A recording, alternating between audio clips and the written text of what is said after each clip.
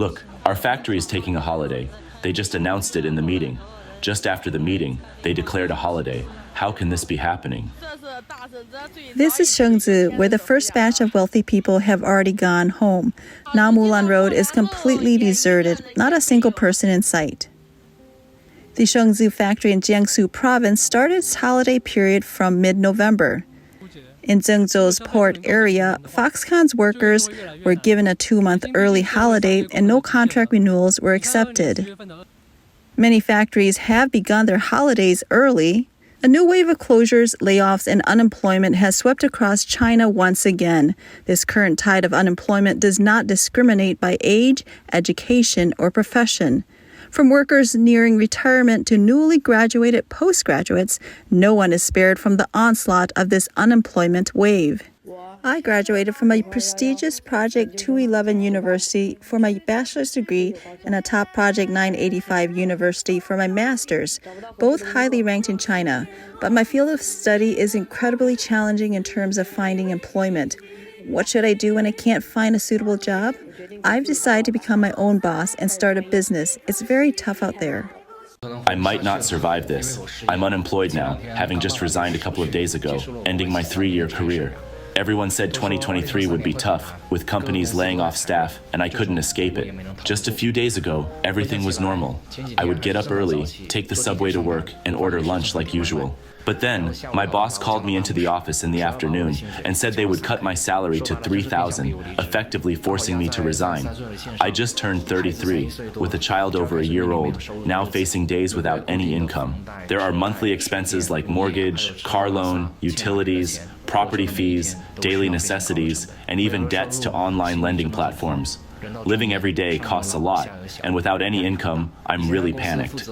Middle-aged with elderly parents and young children, the pressure is truly immense. Amidst China's prolonged economic downturn, the country is experiencing escalating unemployment. Previously, resilient businesses, unable to withstand the pressure by the end of 2023, have begun closing down and laying off workers, further elevating China's unemployment rate. Recently, rumors of departmental cuts and layoffs have circulated about nearly 20 major private companies. ByteDance, the parent company of TikTok, confirmed the closure of its gaming division, Dawn Dust Lightyears, putting thousands of employees at risk of being laid off. Zhongheng Technology, also known as Ai Huisheng, a once prominent tech company with substantial investments, now faces a grim shutdown, drawing widespread attention online, particularly regarding customer refund issues. Alibaba, which had previously debunked layoff rumors, is now back in the news for similar reasons. According to a report by Yahoo News on November 27th, the Chinese e-commerce and cloud computing giant has shut down its quantum computing research lab. The report suggests the company might consider further cost reductions to increase profits, with the lab's closure expected to result in 30 job losses. This follows widespread rumors of Alibaba planning to lay off 25,000 employees, which were initially denied by the company's partner and head officer Jiang Feng, who also reported the matter to the police. But within a week, Alibaba proceeded to cut an entire department. An anonymous employee from an internet company in Shanghai revealed to the media that many tech companies in Shanghai and Shenzhen are closing and laying off staff, affecting both middle management and technical personnel. These companies have stopped developing new products and are dispersing their technical staff, including some mid-level managers. Once these individuals leave, they are unlikely to return to Shanghai or Shenzhen. Facing financial challenges, these tech companies are opting for bankruptcy and liquidation before the year ends, while others still struggle to survive into the next year. Unable to pay some employees' salaries or afford severance packages, and unwilling to lay off directly, these companies have introduced a new model of layoffs in China, not terminating employment, just granting long holidays. According to mainland media reports, Whatmind Medical Technology Company in Shenzhen recently issued 2 holiday notices, totaling a 10-month leave period from July 1, 2023 to October 31, 2023, and from November 1, 2023 to April 30, 2024. Insiders revealed that the leave was due to operational difficulties caused by insufficient orders. Despite such arrangements, no one has resigned, and even if they do resign, the company has stated it cannot afford to pay severance. An employee at WhatMind, working under the pseudonym Miss Doe, commented, "There are still people working at the company. It hasn't completely stopped operating. Only the first batch of employees who began their holiday in July have stopped working. Although on holiday, none of these employees have resigned. They, along with the second batch of staff, will be on leave until the end of April 2024 without pay. It seems the company's intention is for those on holiday to endure if they can. If not, they should look for other jobs and resign on their own."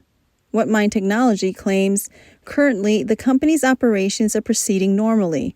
Only some employees are on holiday. To put it simply, the company's boat has gone smaller, but there are too many people on board, and nobody has voluntarily resigned. The company's operating conditions cannot sustain this, so we had to grant holidays.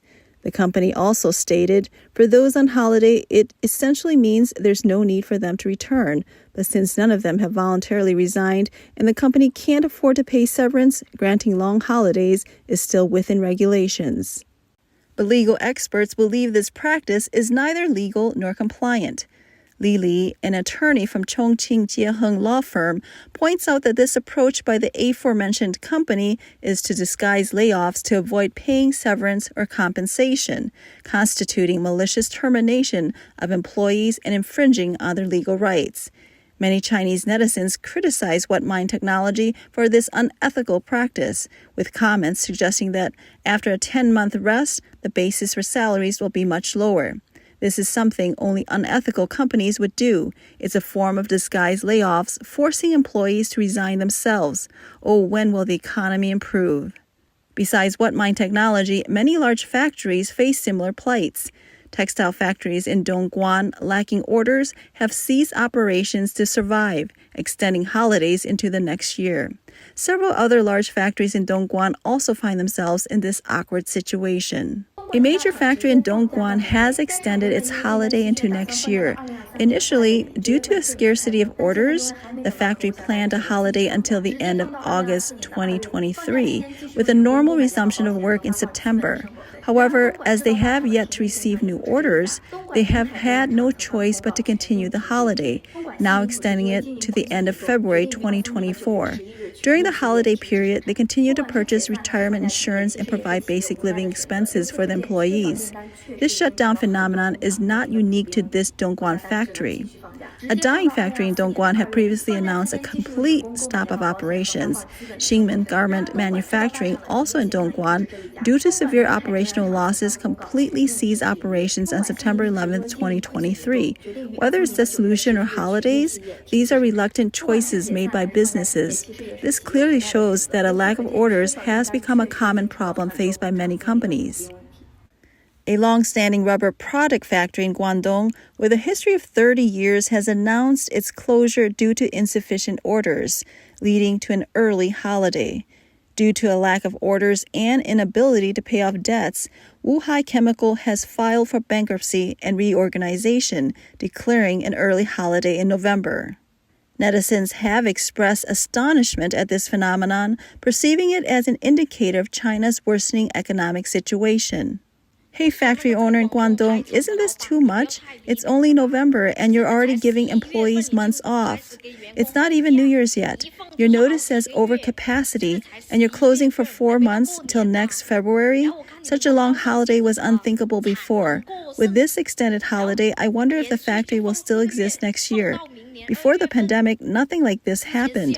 So many will lose jobs and return to farming. It's tough for everyone, especially workers. They depend on wages for living. Now without work, life's hard. The boss must be struggling too, closing only as a last resort, either due to no orders or overproduction. Beyond tech companies and large factory workers, the tourism industry is also experiencing the economic downturn in China. Mr. Yang from Yangzhou told the media that the overall environment this year is worse than in 2022, with many around him losing their jobs. Although there were many tourists at the beginning and middle of the year in his tourist area, most were just passing through, resulting in low occupancy rates and causing prices in homestays to drop more than 50%. Mr. Yang shared, "A friend of mine recently returned to his hometown from a southern city due to poor business conditions there and has found work back home. Currently, the spending power of the public is very low, and the domestic demand is not driving the economy, leaving everyone impoverished.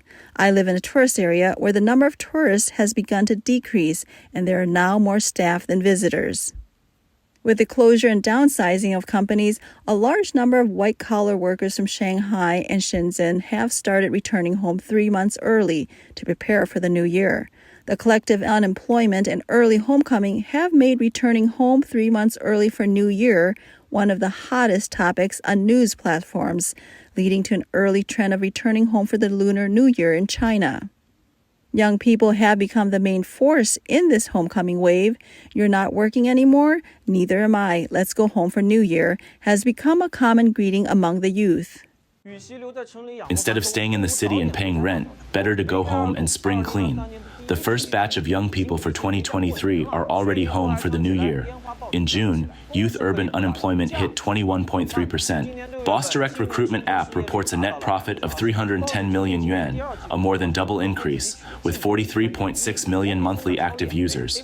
Job seekers and employers are both growing. Many are jobless, choosing to go home without pay. So, young people prefer the unemployment state to save effort. Some netizens have humorously commented that everyone was complaining about the lack of New Year's Eve holiday this year, but now, with widespread unemployment, no one cares about the lack of a holiday on New Year's Eve. Not only the white-collar workers in big cities, but also blue-collar workers are heavily affected by unemployment. This year is really abnormal. The first group for the new year is already home, sharing their journey back. It's not about being able to work, but going home is more cost-effective. We left home with 2,000 yuan and returned with the same. We aimed to save 50,000 yuan, but returned empty-handed. Many blue-collar workers, like construction workers, real estate, sales, finance workers, teachers, and service staff, face a tougher environment than ever. Many sectors are down, forcing layoffs. After being laid off, they can't find new jobs and return home early, facing long-term unemployment and intense competition. A year away from the city means losing years of progress made there. Due to the homecoming wave advancing by a full 4 months, some media outlets predict that this year's Spring Festival travel rush might disappear. The 2024 Spring Festival travel rush might disappear. Each year, China sees a massive travel wave for the Spring Festival. But this phenomenon might be absent in 2024. Many have already gone back to their hometowns, waiting to celebrate the new year there. Instead of struggling in the city, it's better to return to the countryside, earning less but spending nothing. Around 150 million migrant workers are affected by slowdowns in construction and real estate. Economic downturns and layoffs in big companies leave many jobless. Despite efforts to boost domestic demand, the situation remains challenging. A social media blogger has analyzed the dire state of the Chinese economy, attributing its severe condition to the Belt and Road Initiative's failure to alleviate China's overcapacity and boost economic trade. Contrary to expectations, the initiative has led the economy into dangerous territory. The blogger also notes that while e-commerce contributed to the downfall of the physical economy, the main issue lies in the lack of spending power among the Chinese populace, impeding the domestic economic cycle. This situation not only affects the traditional economy, but also limits the potential growth of emerging e-commerce sectors. Companies that relied on deceiving public investment funds are now collapsing after continuous investment losses, further weakening an economy already strained by the pandemic and global economic conditions.